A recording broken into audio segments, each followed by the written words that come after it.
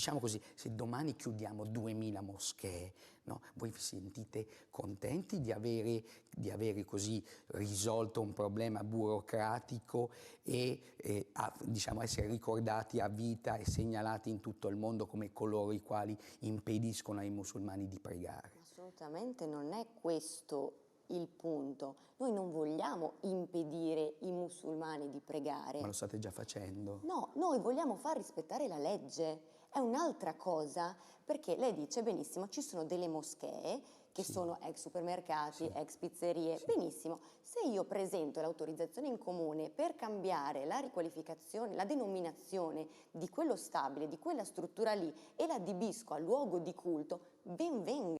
L'esercito, io sono stata una delle firmatarie per avere l'esercito nei luoghi sensibili e critici della città di Udine, in Borgo Stazione e davanti alla caserma Cavarzerani, e ricordo che l'attuale maggioranza aveva votato no e adesso l'esercito è stato prorogato. Benissimo, siamo contenti perché vuol dire che allora effettivamente è servito a qualcosa. Ecco, l'esercito mi sembra sproporzionato, cioè sai che ci sono le cure che uccidono il paziente, tu non puoi uccidere un quartiere perché ci sono... Perché si uccide? Anzi, si dà più sicurezza, ma come, è un deterrente. come dai più sicurezza? L'ho appena detto semplicemente. L'esercito fa le guerre, controlla i territori dai nemici, questi sono 25, uno è drogato, uno è senza documenti. Ma dobbiamo aspettare la tragedia, non lo so, dobbiamo aspettare che succeda qualcosa. Abbiamo la polizia, è sempre lì, carabinieri, polizia, li conoscono, non gli fanno ormai neanche più nulla, hanno anche i fogli di via per non stare più a Udine. Questo è un problema della magistratura. Lì. Certo, ma l'esercito,